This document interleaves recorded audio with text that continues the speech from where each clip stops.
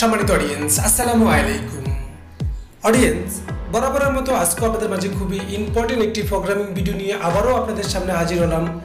সেটি হলো HSING servo মোটরের যে কন্ট্রোল বক্স HVP90, এই মডেলের কন্ট্রোল বক্সের যদি ইরর 7 আসে তাহলে সেটা আপনারা কিভাবে রিমুভ করবেন।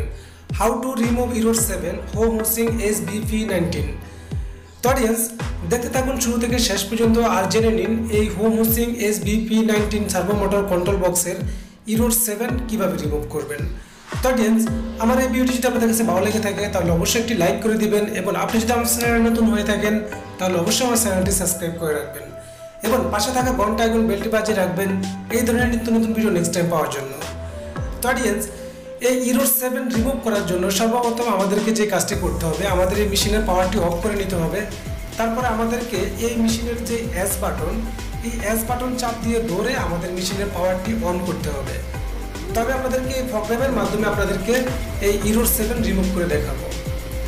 তো অডিয়েন্স, এস বাটন চাপ দিয়ে ধরে যখন আমরা পাওয়ার অন করব তখন 122 চলে আসবে। আমরা এটাকে প্লাস করব, অর্থাৎ প্লাস বাটন চেপে চেপে আমরা 175 নম্বর প্রোগ্রামে চলে আসবো।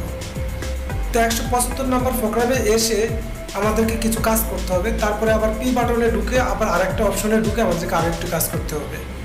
175-এ ঢুকে আমরা এখানে যদি অফ থাকে তাহলে অন করে দিব, আর যদি অন থাকে তাহলে সেক্ষেত্রে আমরা অফ করে দিব।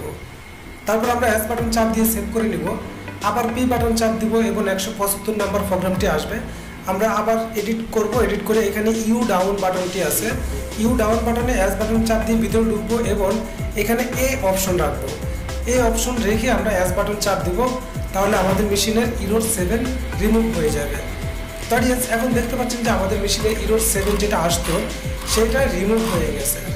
তো অডিয়েন্স, এভাবে আপনারা চাইলে এই HSING কন্ট্রোল বক্সের ইরর 7 রিমুভ করতে পারবেন। তো অডিয়েন্স, আমার এই ভিডিওটি যদি আপনাদের কাছে ভালো লেগে থাকে তাহলে অবশ্যই একটি লাইক করে দিবেন এবং আপনাদের যে কোনো মতামত আমাদের এই ভিডিওর নিচে কমেন্ট বক্সে কমেন্ট করে দিবেন। আমরা আপনাদের কমেন্টের রিপ্লাই দেওয়ার চেষ্টা করব।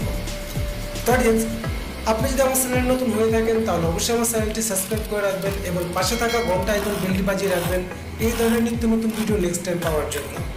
তো আশা করি আপনারা সকলে ভালো থাকবেন, সুস্থ থাকবেন। এই কামনায় আজকের মতো বিদায়। আল্লাহ হাফেজ।